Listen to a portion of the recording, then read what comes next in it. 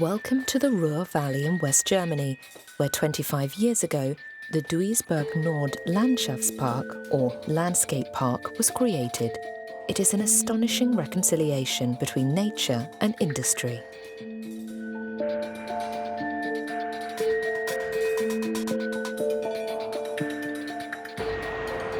For over a century, the steel industry left its mark on the landscape of the Ruhr, and as a result, it is dotted with chimneys. In the suburb of Duisburg, one giant steel factory is still standing. It is hardly the most obvious location for a park, and yet, at the foot of this blast furnace, on wasteland surrounded by motorways, stands one of the most surprising developments of the end of the 20th century. Spread over 230 hectares, railway lines, rusty machinery, and an entanglement of pipes form a vast landscape which we are about to explore with the members of our German Green Team. Ralf Winkels, the park's director, Axel Förl, an expert in industrial heritage, Peter Kehl, a botanist, Kirsten Walter, a garden historian, Egbert Bodman, the park's technical director, Peter Latz, its landscape architect, and his wife Annalisa. The revolutionary concept of this park was developed in the 1990s by landscape architect Peter Latz. With the rehabilitation of this place, he became a big name in the world of landscape architecture, and his development has served as an example across continents. Today, this park is seen as a benchmark for the recycling of post-industrial sites. The era was marked by an attempt to integrate ecological principles into society, especially through recycling. That meant we were asking ourselves, what is sustainable? What can we take with us for the next 100 years?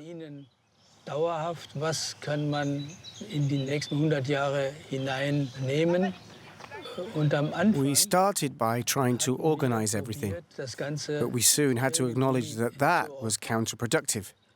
It's pointless trying to create order out of chaos. You just need to make it comprehensible and accessible to the public. We didn't draw up any plans for the overall site to begin with. That would have been an affront. And this plan that we drew up latterly is just as chaotic as the reality or the place.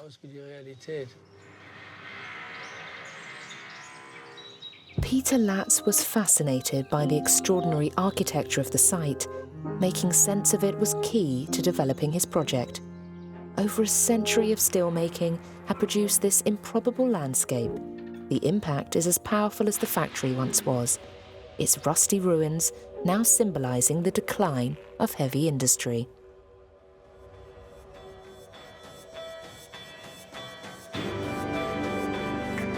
Axel Förl is a former UNESCO expert specializing in industrial heritage.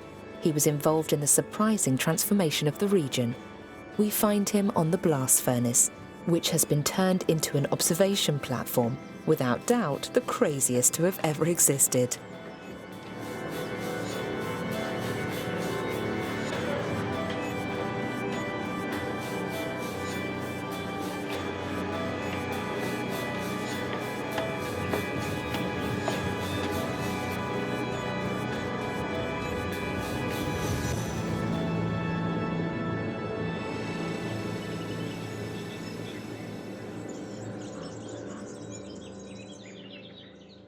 Our idea was that this should remain a place where you could see how steel production, once so typical of the Ruhr Valley, functioned back in the day.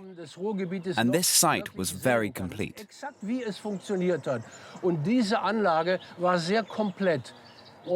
were asked, is this a monument? That was in 1988. And we replied that it was. The whole of the Meiderich smelting works is a monument. We felt that this site was so spectacular that you had to be able to climb on it. Everyone should be able to climb on it. But we had a real battle on our hands. We were told, no, that's not possible. It's too dangerous. Today, you can climb on it 24/7, all year round.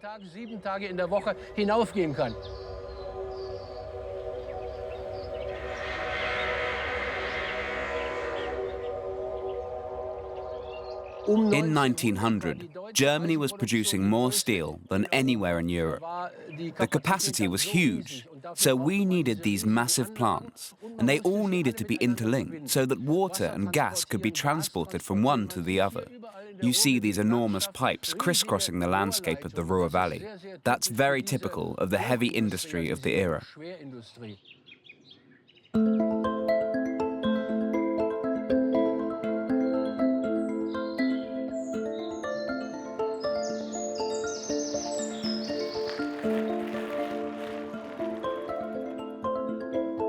Peter Latz invented a new aesthetic without destroying these huge industrial buildings.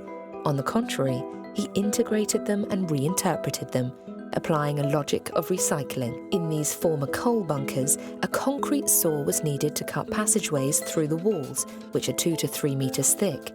Today, tunnels and walkways link the various parts of this labyrinthine whole and provide access to gardens blessed with microclimates. We're surrounded by hoppers, which were vast containers used to store the iron ore and coal used for production.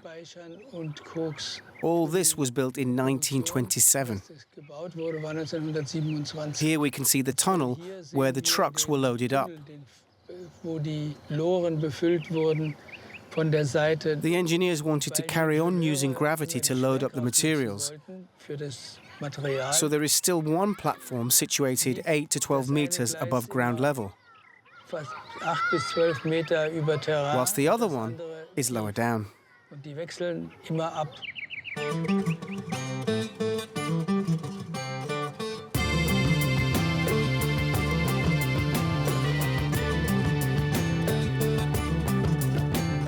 Dr. Kerstin Walter is a garden historian.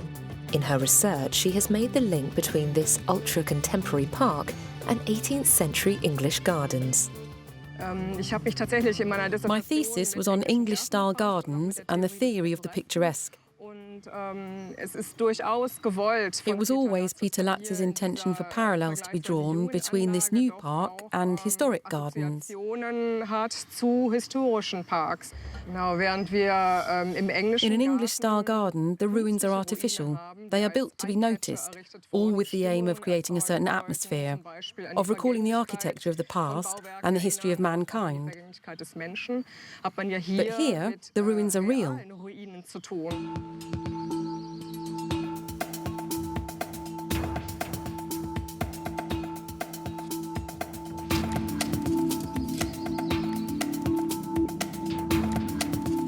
I'd say this park was a landmark in the history of landscape architecture. It paved the way for other parks. The High Line Park in New York would never have seen the light of day without the Duisburg-Nord Landschaftspark. It was here that new approaches were tested and developed.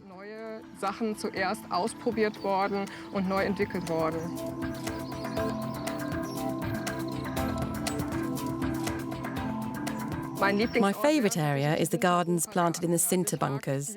I like the smaller dimensions, which are more in keeping with those of a domestic garden. I like that these are tranquil places where you can get away from the hustle and bustle and spend time alone. These 12-metre-high containers were filled with the help of a crane. They used to store lime, iron ore, coal or even ash. Some containers were filled in, and today they have gardens on their roofs. Others had doors and windows cut into them to create horticonclusi. These gardens are like secret gardens that you can enter. They are perfect horticonclusi. Horticonclusi were Italian gardens from the Renaissance era, which were walled so that no one could see inside them. The dimensions of these gardens are practically identical. That's why they're laid out like this. It isn't just the ground that is green. The walls are green as well. You can see green at eye level. That's the beauty of these gardens. Das ist das Schöne an solchen Gärten.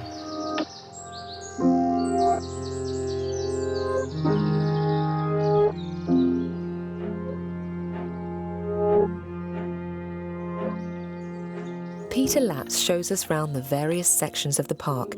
He is accompanied by his wife, Annalisa, who is also a landscape architect.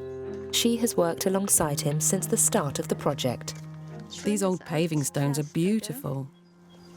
Yes, these are all that remain of a freight station which was taken out of service in the 1930s. These are the original paving stones.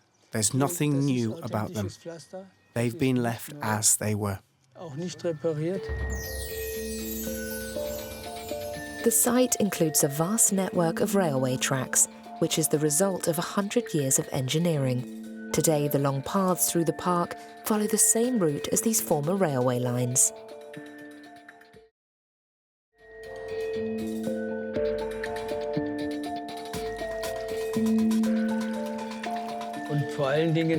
We had to find a way to integrate the railway tracks, so we had to learn to get around as a locomotive would have done. This was not the habitual way of marking out paths. So just like when you're on a bicycle, you can't suddenly turn left or right.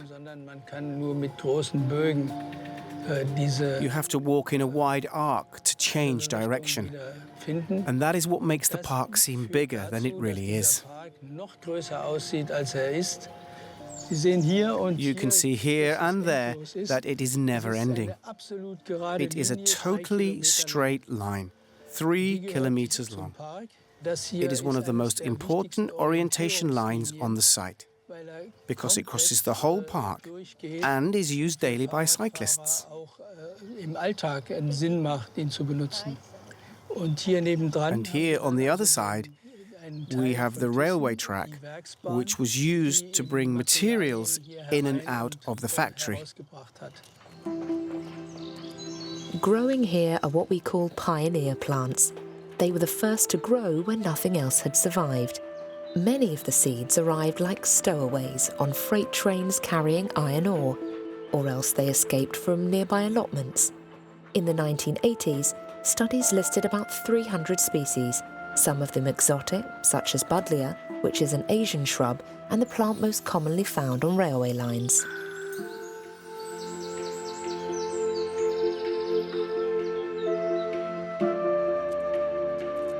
Peter Latz takes us to a part of the park which has been deliberately left untouched since 1991 as an experiment.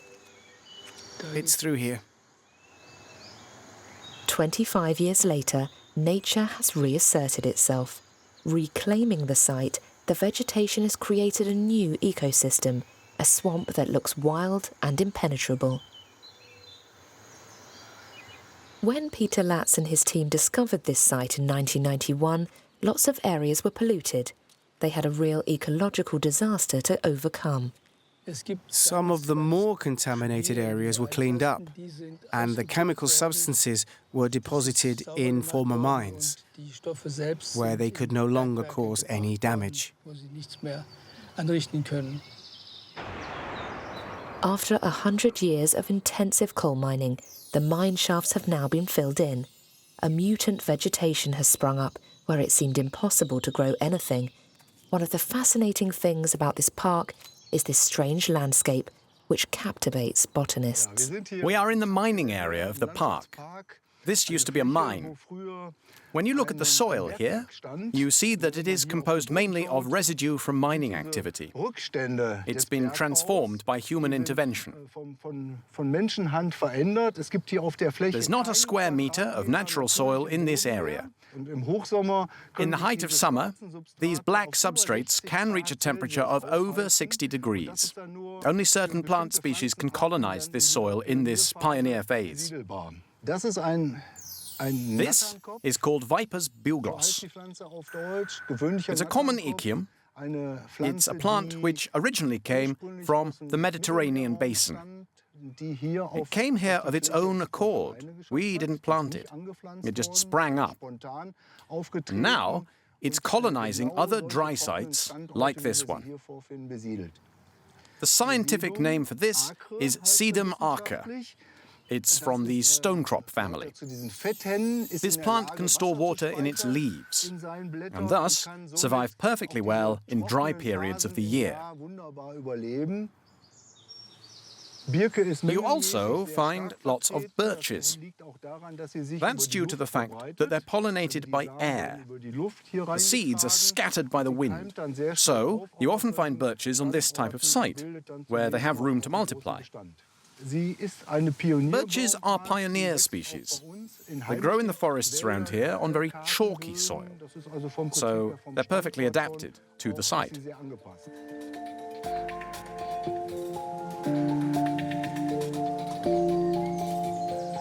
Look, that's fantastic. The roses are already in bloom. The farmers here don't spray their crops. That's why there are bees.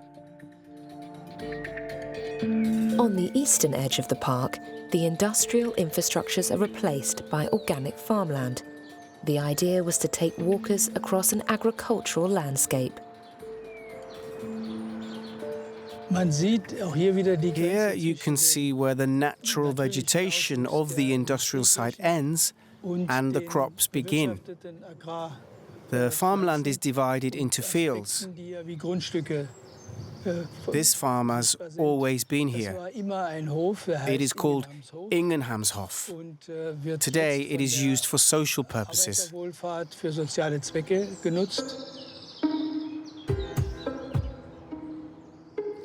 A park without water isn't a park. From the Renaissance to the Age of Enlightenment, each period has experimented with water in its gardens. However, in Duisburg, there was no clean water. The Emscher River, which crossed the site, received wastewater for over a century and had essentially become an open-air sewer. At first it was a real headache getting water. We couldn't find a single drop of clean water on the whole 230-hectare site. We absolutely had to find water. One idea was to collect rainwater on the roofs of the buildings to feed the river. The water that circulates around the park has reclaimed certain disused installations, such as these cooling tanks. Badly polluted with arsenic, they have now been washed, and today they are filled with clear water.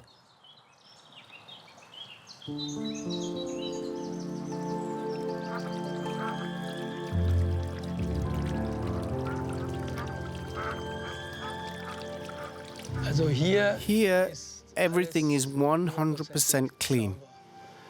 The diameter of that windmill is 16 meters. It is very powerful and turns an Archimedes screw, which takes the water up to a higher level. From there, with the help of gravity, it is transported around the park. Then finally the water flows back into the canal, enriched with oxygen.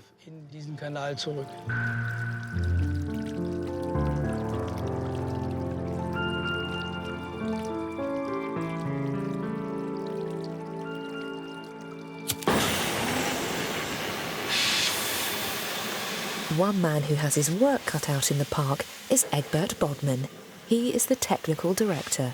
He oversees the upkeep of the site. In these blast furnaces, there is always repair work to be done. Rust is a feature of the park, but with that comes the obvious drawback that you have to keep checking that the structures meet health and safety regulations. The rust attacks these structures. This is furnace number 1, and behind us you can see the reinforcement work done to the furnace, where pig iron was extracted. Today, this structure has been given an entirely different use. Over there, you can see seats being set up for a religious ceremony, for Whit Sunday. Eine Gottesdienstveranstaltung, die jetzt über Pfingsten hier stattfindet.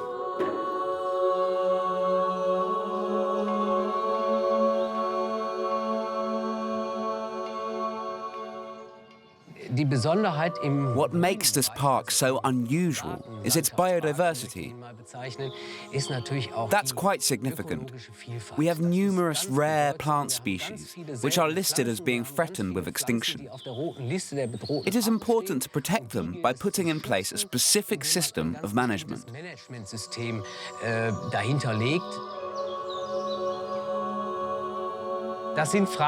What you see here is defoliation damage, caused by box tree moths. They are a species of moth, which make their cocoons in this garden. The caterpillars are responsible for this defoliation, which leads to the death of the plant. We are going to have to dig up the whole pot and replant it.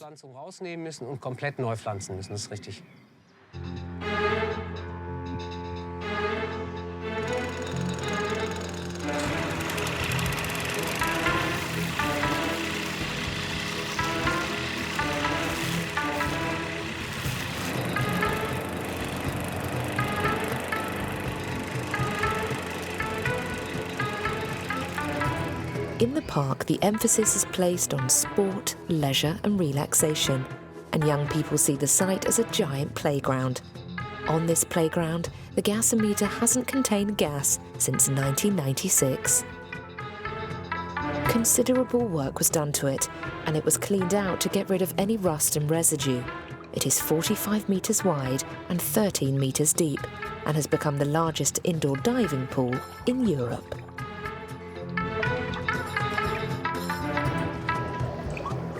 At first, the park wasn't well received, especially in the Ruhr Valley.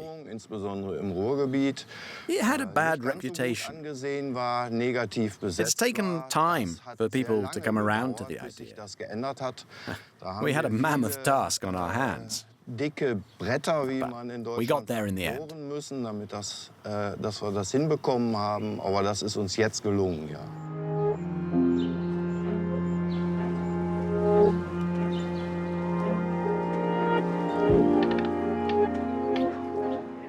These past few days, we've had to repair and rebuild this windmill.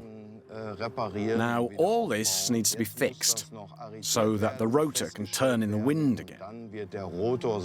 This structure has become an important landmark at the park because you can see it from miles around. The windmill is also the subject of hundreds of thousands of photographs taken here. We are now taken to a place that has remained hidden in the undergrowth for many years. The locals used the pipes that surrounded this space to create the contours of this garden, showing how integrated the surrounding factories have been with the gardens.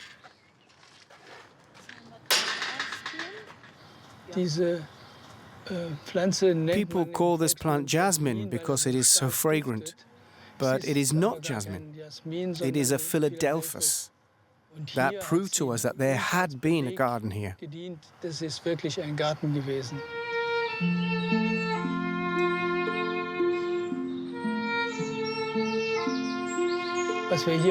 What we wanted to do here was something quite different. We wanted to bring together a collection of substratas, earth and other materials present on the site, to test them and see how they interacted with the vegetation. Die zu testen und zu sehen, wie sie mit der Vegetation zusammen agieren. As you can see, the ferns are growing very well. That means that the soil is quite acidic.